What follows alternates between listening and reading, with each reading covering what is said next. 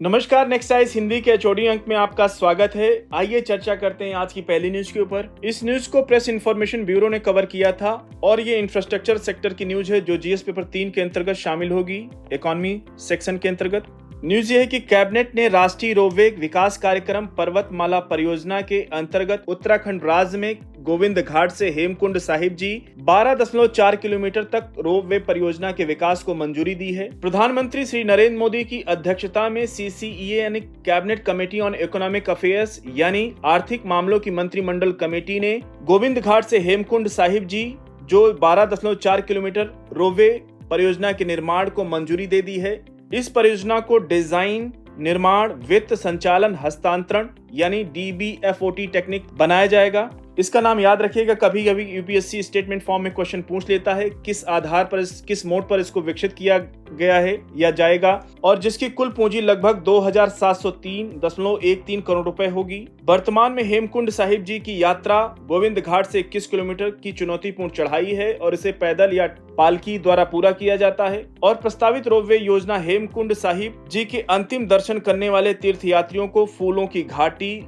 में आने वाले पर्यटकों को सुविधा प्रदान करने के लिए बनाई गई है और ये गोविंद घाट और हेमकुंड साहिब जी के बीच लास्ट माइल यानी अंतिम मील की कनेक्टिविटी यानी संपर्क सुनिश्चित करेगी। और हेमकुंड साहिब जी की यात्रा प्रसिद्ध फूलों की घाटी के प्रवेश के रूप में भी काम करती है जो नेशनल पार्क है यानी राष्ट्रीय उद्यान है जिसे यूनेस्को के विश्व धरोहर स्थल के रूप में मान्यता प्राप्त है। देखिए यहाँ से यूपीएससी ने क्वेश्चन भी पूछा था, यूपीएससी 2020 में क्वेश्चन पूछा था, उसकी चर्चा आगे करेंगे। अगली न्यूज की ओर बढ़ेंगे। इस न्यूज को भी पीआईबी ने कवर किया था और ये भी इंफ्रास्ट्रक्चर सेक्टर की न्यूज है यानी अवसंरचना जो इकोनॉमी सेक्शन के अंतर्गत कवर होगी, जो जीएस पेपर 3 के अंतर्गत शामिल होगी।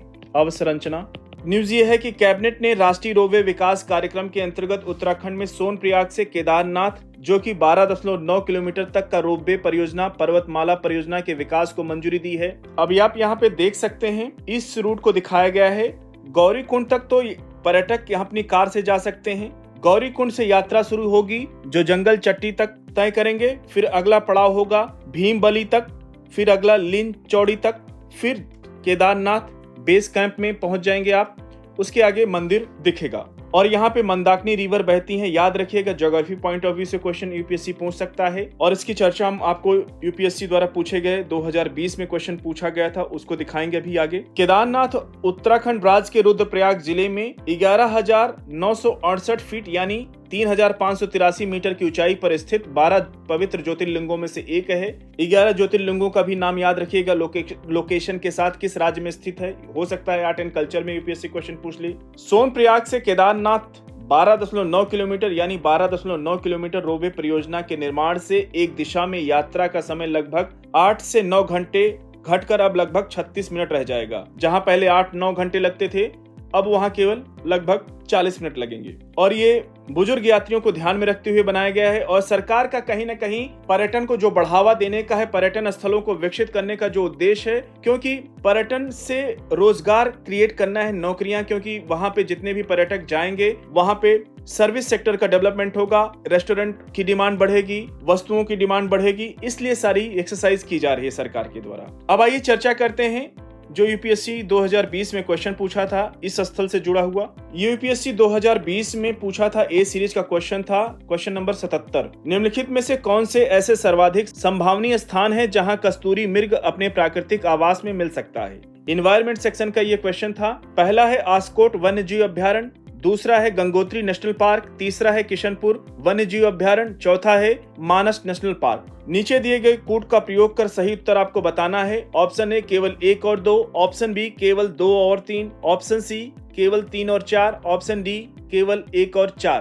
कृपया इस प्रश्न का उत्तर आप लोग अधिक से अधिक संख्या में कमेंट बॉक्स में देने का प्रयास कीजिए। अब आइए चर्चा करते हैं कल के अंक में पूछे गए प्रश्न के ऊपर। कल देखिए अटल पेंशन योजना से पूछा गया था, अटल पेंशन योजना के संबंध में निम्नलिखित कथनों में कौन सा से सही है। 3 कथन दिए गए थे, ये आपको बताना है कौन सा कथन सही है। पहला कथन, यह एक न्यूनतम गारंटीड पेंशन योजना है जो मुख्य रूप से असंगठित क्षेत्र के मजदूरों को लक्ष्य करके बनाती है। बिल्कुल सही कथन है। अगर बात करें अटल पेंशन योजना की शुरुआत की, ये प्रारंभ की गई थी 1 जून 2015 को और यह योजना मूल रूप से अनऑर्गेनाइज सेक्टर यानी असंगठित क्षेत्र के लोगों के लिए, किसी भी जो प्रोविडेंट फंड से जुड़े नहीं हैं यानी भविष्य निधि से जुड़े नहीं हैं, उनके लिए बनाई गई। और इसमें अभिदाता की मृत्यु के पश्चात उसके जीवन साथी यानी अगर हस्बैंड की मृत्यु हो गई तो वाइफ को मिलेगा, और यानी वाइफ की मृत्यु हो गई तो हस्बैंड को, पति पत्नी में से दोनों में से किसी एक को मिल सकता है। इसमें अभिदाता की मृत्यु के बाद उसके जीवन साथी को आजीवन पेंशन की राशि मिलती है। इस योजना में एक परिवार के एक सदस्य को लाभ प्रदान करने का कहीं भी जिक्र नहीं किया गया है, इसलिए दूसरा कथन तो गलत हो जाएगा। परिवार का केवल एक ही व्यक्ति इस योजना में शामिल हो सकता है, ये गलत कथन है। तीसरा कथन, अभिदाता सब्सक्राइबर की मृत्यु के पश्चात जीवन साथी को आजीवन पेंशन की समान राशि की गारंटीत रहती है, ये बिल्कुल सही कथन है। इसकी चर्चा हम लोग कर चुके हैं, इसलिए इसका सही उत्तर हो जाएगा केवल 1 और 3, ऑप्शन सी। अब आइए अगली न्यूज की ओर बढ़ते हैं। इस न्यूज को द हिंदू ने कवर किया था और ये IR सेक्शन की न्यूज है जो GS पेपर 2 के अंतर्गत शामिल होगी। न्यूज ये है कि Donald Trump announces reciprocal tariff against India China from April 2। अमेरिकी राष्ट्रपति डोनाल्ड ट्रंप ने भारत और अन्य देशों द्वारा लगाए गए हाई टैरिफ यानी उच्च शुल्क की आलोचना करते हुए उन्हें वेरी अनफेयर यानी बेहद अनुचित करार दिया है और 2 अप्रैल से उन देशों पर रेसिप्रोकल टैरिफ यानी पारस्परिक टैरिफ लगाने की घोषणा की जो अमेरिकी वस्तुओं पर शुल्क लगाते हैं। देखिए, रेसिप्रोकल टैरिफ की बात करें यानी पारस्परिक शुल्क आपस में होता है। जैसे पारस्परिक शुल्क की बात करें तो एक देश द्वारा अन्य देश द्वारा लगाए गए इंपोर्ट ड्यूटी यानी आयात शुल्कों से मैचिंग करते हुए यानी सुमेलित करते हुए लेवल प्लेइंग फील्ड यानी एक समान अवसर सुनिश्चित करने के लिए तैयार किए गए उपाय होते हैं। इसका उद्देश्य यह सुनिश्चित करना कि कोई भी देश इंपोर्ट यानी आयात पर हाई टैरिफ यानी उच्च शुल्क लगाते समय कम टैरिफ का अनुचित लाभ न उठाए। उदाहरण के रूप में इस टेबल से, इस चार्ट से समझ लेते हैं, और ये चार्ट भारत और अमेरिका के बीच अप्रैल 2024 और नवंबर 2024 के बीच हुए ट्रेड को दर्शाती है। और लेफ्ट हैंड साइड में India total export to US यहाँ पे है, यानी भारत ने जितना कुल निर्यात किया है अमेरिका को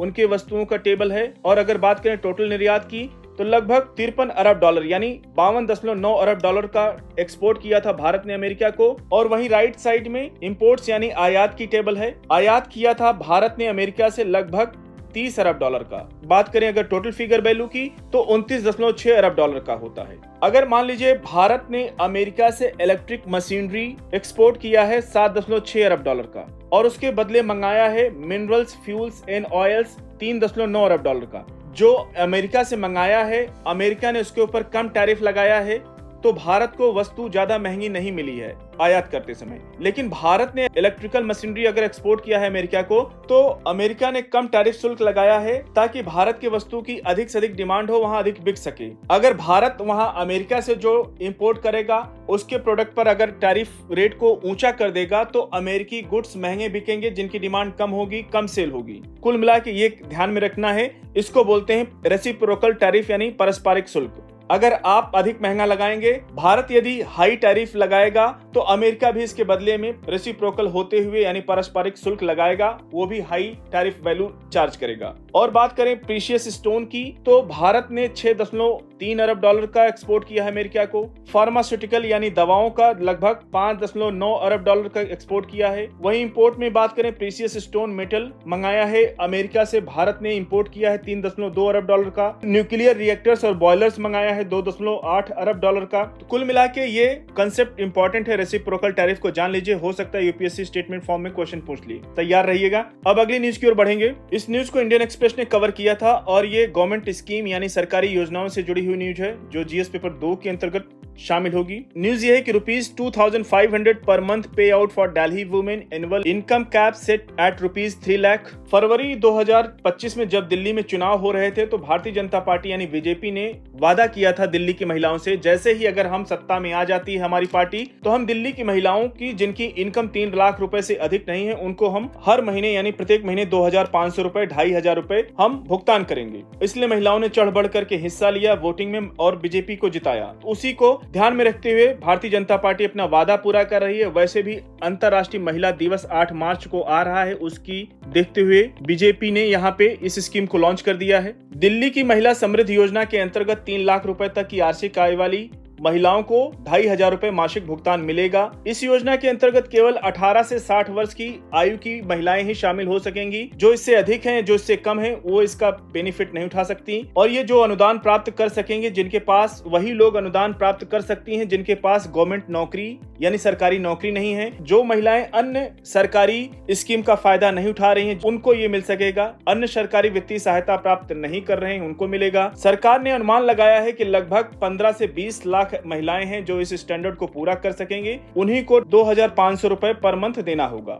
15 से 20 लाख महिलाओं को। तो ऐसी योजनाएं चर्चा में रहती हैं तो इंपॉर्टेंट हो जाती हैं यूपीएससी के पॉइंट ऑफ व्यू से। इस पर अपनी नजर बना के रखिएगा। साथियों, आज के चोटी अंक को यहीं पर समाप्त करते हैं। मिलते हैं नेक्स्ट अंक में कुछ और इंपॉर्टेंट न्यूज के साथ। तब तक जुड़े रहिए नेक्स्ट आई से हिंदी के साथ। धन्यवाद।